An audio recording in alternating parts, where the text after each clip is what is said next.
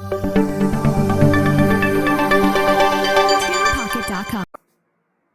बच्चों, कैसे हो आप सभी लोग। आई होप आप सब लोग बहुत अच्छे होंगे और अपनी हेल्थ का भी बहुत अच्छे से ध्यान रख रहे होंगे। मैं हूं डॉक्टर सुरेश कुमार यादव और आज हम लोग डिस्कस करने वाले हैं डिफेक्ट्स ऑफ रदरफोर्ड मॉडल्स, या जिसको हम लोग बोर्स एटॉमिक मॉडल भी बोलते हैं। पिछले वीडियो में जैसा आपको याद ही है कि रदरफोर्ड ने डिस्कवरी ऑफ न्यूक्लियस की, एंड उसी डिस्कवरी ऑफ न्यूक्लियस के बाद ही उन्होंने एक एटॉमिक मॉडल प्रपोज किया था। उस एटॉमिक मॉडल में रदरफोर्ड ने कहा क्या था? उस एटॉमिक मॉडल में रदरफोर्ड ने कहा था कि भाई सेंटर में न्यूक्लियस है अग्रीड, और उसके चारों तरफ इलेक्ट्रॉन जो है वो चक्कर लगा रहा है ना। इतनी बात उन्होंने बताई थी कि सेंटर में न्यूक्लियस है और उसके चारों तरफ जो इलेक्ट्रॉन क्लाउड है वो प्रेजेंट है, ठीक। लेकिन उसमें कुछ और टेक्निकल डिटेल्स बताना वो भूल गए थे या उन्होंने नहीं बता पाया था। अब क्या हुआ, इस मॉडल को डिस्कार्ड कराने के लिए रिस्पॉन्सिबल कौन है? नील बोहर। तो बहुत मजेदार बात है कि नील बोहर में अगर आप केमिस्ट्री में देखेंगे तो नील बोहर ने ऐसे काम बहुत बार किए हैं, चाहे वो पीरियोडिक टेबल हो, चाहे वो एटॉमिक स्ट्रक्चर हो। दैट मींस इनको दूसरों की थ्योरीज डिस्कार्ड करने में बड़ा मजा आता था, है ना। और खास करके किसी और की थ्योरी की हेल्प से। मतलब ऐसा नहीं कि जो रदरफोर्ड का एटॉमिक मॉडल है उन्होंने नील बोहर ने अपनी खुद की थ्योरी से फेल किया, नहीं। जो पहले से वेल इस्टेब्लिश्ड थ्योरीज है उनको यूटिलाइज करके किसी और का मॉडल या स्ट्रक्चर को उन्होंने फेल कराया, राइट। तो आज हम लोग डिस्कस करने जा रहे हैं कि भाई नील बोहर ने आखिर ऐसा क्या किया, कौन सी थ्योरी यूज करके इस मॉडल को डिस्कार्ड कराया, ठीक है। तो एक थ्योरी थी मैक्सवेल थ्योरी, ठीक है। मैक्सवेल्स थ्योरी थी,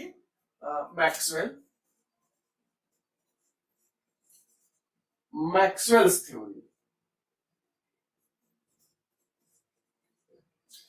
अब इस थ्योरी में क्या कहा गया, पहले थोड़ा सा इसको समझते हैं। तो मैक्सवेल ने ये प्रपोज किया था कि भाई अगर एक चार्ज बॉडी दूसरे चार्ज बॉडी के चारों तरफ चक्कर लगाती है तो it will lose certain amount of energy, ठीक है। ये थ्योरी प्रपोज की थी किसने? मैक्सवेल ने, कि अगर एक चार्ज बॉडी है वो दूसरे चार्ज बॉडी के चारों तरफ चक्कर लगा रही है तो वो डेफिनेटली क्या करेगी? एनर्जी लूज करेगी, ठीक है। अब इसी थ्योरी को यूटिलाइज किया नील बोहर ने। उन्होंने कहा कि भाई रदरफोर्ड ने कहा है कि ये सेंटर में न्यूक्लियस है और इलेक्ट्रॉन उसके चारों तरफ चक्कर लगा रहा है, तो मैक्सवेल की थ्योरी के हिसाब से अगर ये चक्कर लगाएगा तो होगा क्या? ये अपने एनर्जी लूज करेगा, और जब लूज करेगा तो होगा क्या?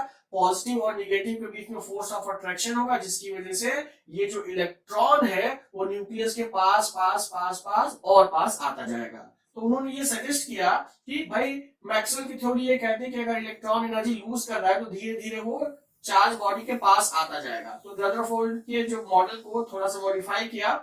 नील बोहर ने कहा कि अगर इलेक्ट्रॉन एनर्जी लूज करेगा तो वो न्यूक्लियस के और पास आता जाएगा, पास आता जाएगा, पास आता जाएगा, और एक टाइम आएगा वो न्यूक्लियस में ही एंटर कर जाएगा, है ना।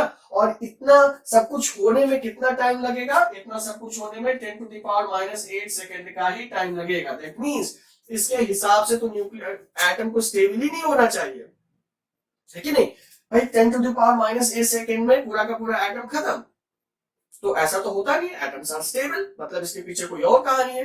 तो अगर हम बात करते हैं डिफेक्ट्स की, तो डिफेक्ट्स की बात यही है कि यही डिफेक्ट भी है और यही modification suggested by Niels Bohr भी है। डिफेक्ट की अगर बात करें तो डिफेक्ट में क्या था कि once a negatively charge body is revolving around the positively charge nucleus, it will lose certain amount of energy and as a result it will come closer and closer to the nucleus and eventually fall into the nucleus, thereby making the nucleus unstable। मतलब अगर electron चक्कर लगा रहा है तो वो क्या करेगा? एनर्जी लूज करेगा, और जब वो एनर्जी लूज करेगा तो न्यूक्लियस के पास आता जाएगा और एक टाइम आएगा कि वो न्यूक्लियस में ही एंटर कर जाएगा। दैट मींस एटम इस हिसाब से स्टेबल नहीं होना चाहिए। तो नील बोहर ने सजेस्ट किया कि भाई रदरफोर्ड की सारी बातें ठीक है, रदरफोर्ड की सारी बातें ठीक है, बस उन्होंने थोड़ा सा मॉडिफिकेशन किया। क्या मॉडिफिकेशन किया? जो कंसेप्ट आया ऑर्बिट्स का, ऑर्बिट्स या शेल्स, यही इनकॉर्पोरेट किया किसने? नील बोहर ने। उन्होंने कहा, जैसे रदरफोर्ड ने कहा था, बिल्कुल सही बात है कि जो न्यूक्लियस होगा वो सेंटर में है, बिल्कुल सही बात है, इसमें कोई दो राय नहीं है। बट जो इलेक्ट्रॉन होंगे, भाई रदरफोर्ड ने तो बस ये कह दिया था कि बाहर चक्कर लगा रहे हैं, तो नील बोर ने स्पेसिफाई किया कि भाई इलेक्ट्रॉन अपने फिक्स्ड पाथ में चक्कर लगाते हैं, इनविजिबल पाथ में चक्कर लगाते हैं, जिनको कि हम लोग क्या बोलते हैं, ऑर्बिट्स। इन्होंने ये कहा कि जैसे सोलर सिस्टम है, सन है न्यूक्लियस में, और जो प्लैनेट्स है वो फिक्स पाथ में चक्कर लगा रहे हैं, तो कंसेप्ट दिया उन्होंने ऑर्बिट का। ठीक है, पहली बात। तो पहली बात क्या की इन्होंने, रदरफोर्ड एटॉमिक मॉडल में उन्होंने कंसेप्ट दिया ऑर्बिट्स का और शेल्स का। दूसरी चीज और इन्होंने जो एड ऑन की, दूसरी चीज जो इन्होंने और एड ऑन की, भाई डर तो सभी को लगता है ना, तो इन्होंने सोचा कहीं ऐसा ना कुछ साल बाद हमारी भी थ्योरी डिस्कार्ड कोई करा दे, तो उन्होंने कुछ और भी कंसेप्ट दिए। उन्होंने ये कंसेप्ट दिया, भाई मैक्सवेल की थ्योरी के हिसाब से तो बात खत्म हो जाती है कि भाई अगर ये रिवॉल्व करेगा तो इसको भी तो एनर्जी लूज करनी चाहिए थी, लेकिन नहीं कर रहा है, तभी तो एटम स्टेबल हो पाएगा। तो उन्होंने ये बात कही कि जब तक इलेक्ट्रॉन अपनी शेल में है, ना ही वो एनर्जी गेन करेगा, ना ही वो एनर्जी लूज करेगा। तो इलेक्ट्रॉन विल नॉट गेन और lose energy when it is in its shell।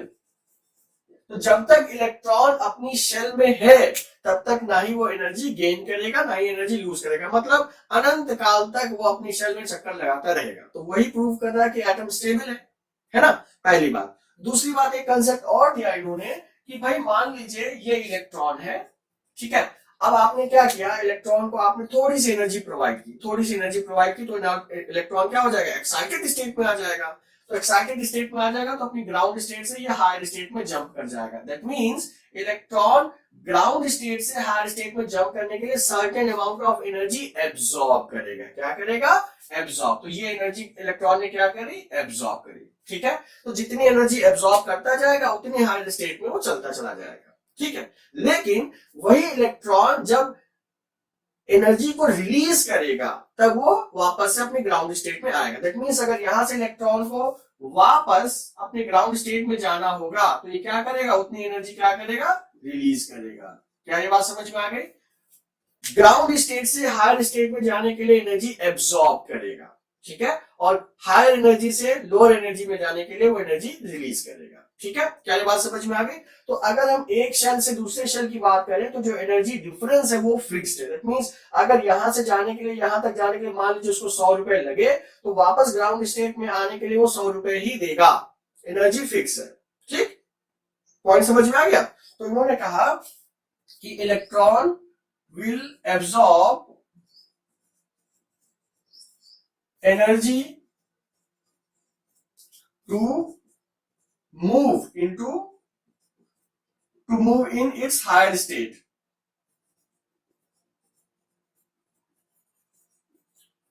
and vice versa। vice versa का मतलब क्या हो गया, इसका उल्टा भी सही है कि भाई इलेक्ट्रॉन जब एनर्जी एब्सॉर्ब करेगा तब वो हायर स्टेट में जाएगा, है ना, और जब हायर से लोअर में आएगा तो उतनी एनर्जी रिलीज करेगा। क्या ये बात समझ में आई? तो डिफेक्ट क्या था रदरफोर्ड का जो एटॉमिक मॉडल था, डिफेक्ट ये था कि वहां पर ऑर्बिट्स या शेल्स की बात नहीं की गई थी। तो मैक्सवेल की थ्योरी के हिसाब से अगर कोई इलेक्ट्रॉन है या कोई निगेटिवली चार्ज पार्टिकल है, पॉजिटिवली चार्ज पार्टिकल के चार्ज, तो चक्कर लगाएगा तो दोनों ही तो चार्ज है ना, जब दोनों ही चार्ज पार्टिकल है, जब चक्कर लगाएंगे तो क्या होगा, एनर्जी का लिबरेशन होगा, एनर्जी रिलीज की जाएगी।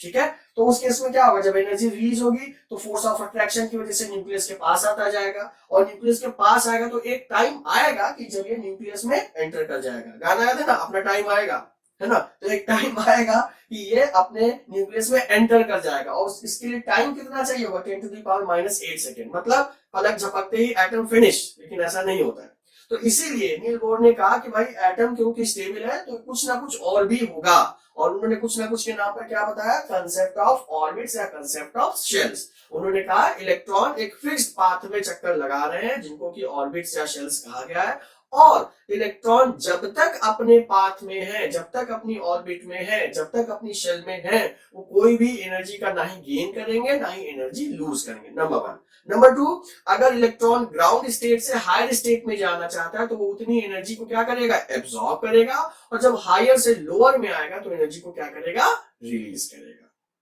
ठीक है बच्चों, तो नील बोर का एटॉमिक मॉडल या डिफेक्ट्स ऑफ रदरफोर्ड मॉडल दोनों एक ही बात है। डिफेक्ट्स को हटाया गया तभी तो ये नील बोर का एटॉमिक मॉडल आ पाया। ठीक है, तो बहुत आसान से छोटा सा टॉपिक था, आई होप समझ में आया होगा। और समझ में आया है तो आपको पता ही है कि करना क्या है, सब्सक्राइब, बेल आइकन और शेयर अमंग योर फ्रेंड्स। ठीक है, तो मिलते हैं नेक्स्ट वीडियो में फर्दर टॉपिक्स के लिए। Till then stay fit, stay healthy and enjoy chemistry.